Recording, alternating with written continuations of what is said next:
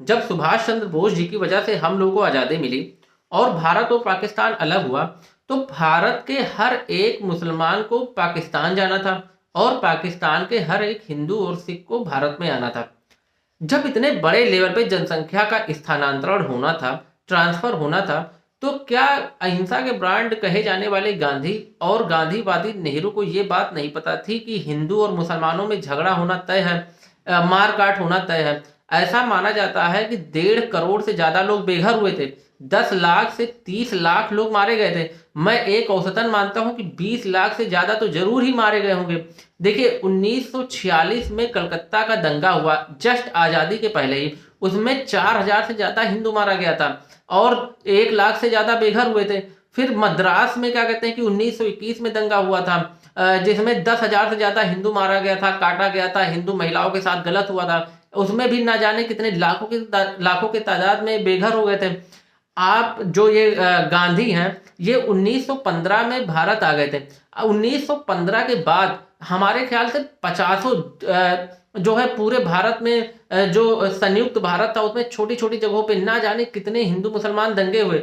और आपको ये, आप कैसे इस बात से अनजान रह सकते हैं कि भारत और पाकिस्तान के विभाजन के समय जहां करोड़ों की तादाद में हिंदू मुसलमान इधर उधर आने हैं जाने हैं, उसमें कैसे क्या कहते हैं कि नहीं मारकाट होना है। आप ओटोमन अंपायर के बारे में जानते होंगे, तुर्की का, जब उसका भी फॉल हो गया था, वो भी गिरने लगा था, तो तुर्क और बुल्गारिया में एक संधि हुई थी, एक एग्रीमेंट हुआ था जिसमें कई सारे बुल्गारिया से लगभग तुर्की आना था और तुर्की से कई सारे जो है लोगों को बुल्गारिया जाना था। उसमें 25 लाख लोगों का जनसंख्या स्थानांतरण हुआ था, कितने अच्छे तरीके से हुआ था। फिर 1923 में ही तुर्की और ग्रीस का भी है कि कई सारे मुसलमानों को तुर्की आना था और कई सारे ग्रीक ऑर्थोडॉक्स वालों को ग्रीस में जाना था। उसमें 16 लाख से ज्यादा लोगों का जनसंख्या स्थानांतरण हुआ था, बहुत अच्छे तरीके से हुआ था।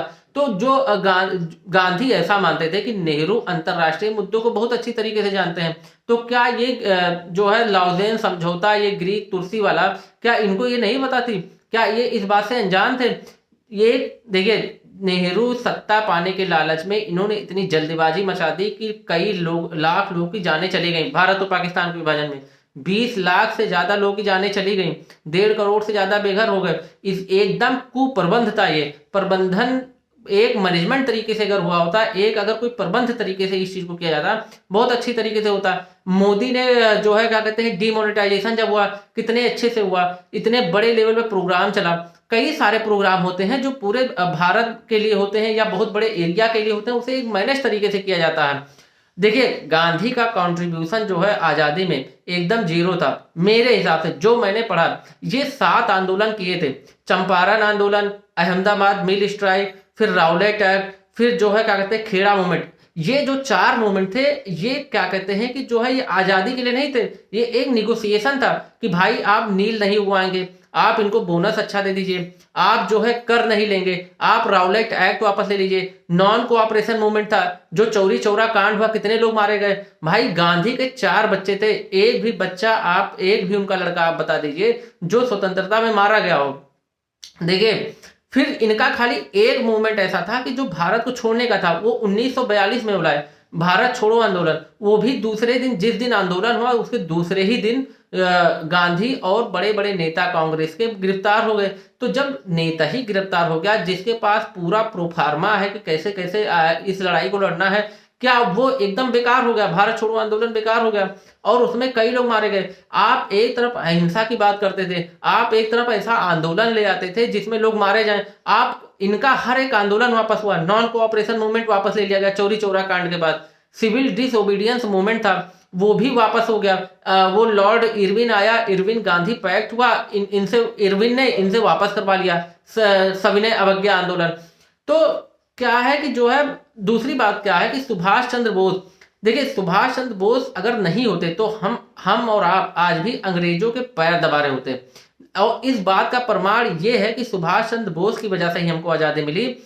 क्लिंटन इटली, जिनको हम लोग को आजाद करना था, ब्रिटिश के प्रधानमंत्री थे, वो भारत आए हुए थे 2 दिन के दौरे पे और कलकत्ता रुके हुए थे गवर्नर पैलेस में। उस टाइम के कलकत्ता के गवर्नर पीबी चक्रवर्ती ने ये बात लिखा है कि 2 दिन के क्लिंटन इटली से मुलाकात के बारे में हमने और इटली ने कई सारी बातों पर चर्चा किया। उसमें एक बात ये भी था कि हमने इटली से पूछा कि गांधी का आप कितना रोल मानते हैं, तो उन्होंने हंसकर कह दिया कि ना के बराबर। तो उन्होंने पूछा कि आखिर में किसका आप क्या मानते हैं कि आपको भारत छोड़ के जाना पड़ रहा है। उन्होंने सीधा सीधा कहा था कि सैनिकों का, जो हमारे प्रति, जो यहाँ के सैनिक थे जो हमारे अगेंस्ट खड़े हो गए, उन्हीं की वजह से हम जा रहे हैं। क्योंकि देखिए वर्ल्ड वार 2 हुआ था और ब्रिटिशर्स को काफी नुकसान हुआ था, आर्थिक नुकसान। अब उन्हें अगर अंग्रेजों को हम लोग के ऊपर शासन करना था, तो उनको कम से कम लाखों के तादाद में अपने देश से सैनिक लाने थे। और ऑलरेडी वो द्वितीय विश्व युद्ध में जो वर्ल्ड वार 2 हुआ उसमें वो काफी नुकसान से, वो वहां से अलग से सैनिक नहीं ला पाते। हमारे ही यहाँ के सैनिक उनके रीढ़ की हड्डी थे, यहीं के सैनिकों की वजह से वो राज करते थे। और सुभाष चंद्र बोस ने इन्हीं सैनिकों को अंग्रेजों से तोड़ा और मातृभूमि, अपने क्या कहते हैं आजादी की, उसको आजादी की भावना उनके अंदर भरी। और जो यहाँ के सैनिक अंग्रेजों के लिए काम करते थे वो अब इनके अगेंस्ट खड़े हो गए थे, इनके खिलाफ लड़ रहे थे अंग्रेजों के। तो क्या हुआ था, जो रीढ़ की हड्डी माने जाते थे वही उनकी टूट गई थी। और वो तोड़ा किसने था, खाली सुभाष चंद्र बोस जी ने तोड़ा था। अगर वो नहीं होते तो हम और आज भी क्या कहते हैं कि अंग्रेजों के पैर दबा रहे होते, या अंग्रेज आज भी हम लोग के ऊपर शासन कर रहे होते। देखिए क्या है कि जो है हम लोगों को पढ़ाया ही ऐसे गया, हाइप करके पढ़ाया गया। हुआ क्या कि जब जवाहरलाल नेहरू यहाँ के प्रधानमंत्री बने, फिर वंशवाद चालू हो गया, फिर आई इंदिरा गांधी। तो इन लोगों ने करिकुलम ऐसा डिसाइड किया, ऐसा क्या कहते हैं कि हम लोगों को पढ़ाया कि सब कुछ गांधी थे। और हमारा तो ये मानना है कि गांधी तो क्या कहते हैं कि 10-15 साल हमारी आजादी पीछे ले गए। क्या आप बताइए कि इनके 4 बच्चों में से कोई, गांधी के 4 बच्चों में से कोई क्या कहते हैं कि उसके लिए मरा, कोई क्या कहते हैं कि शहीद हुआ, कोई नहीं शहीद हुआ। और जो इन्होंने भारत और पाकिस्तान के विभाजन का कुप्रबंध किया जिससे 20 लाख लोग मारे गए। अब आप हमें डिसाइड करके बताइए, देखिए ये मेरी खुद की राय नहीं है, ये जो क्या कहते हैं कि हमने पढ़ा, कई लोग की ये राय है।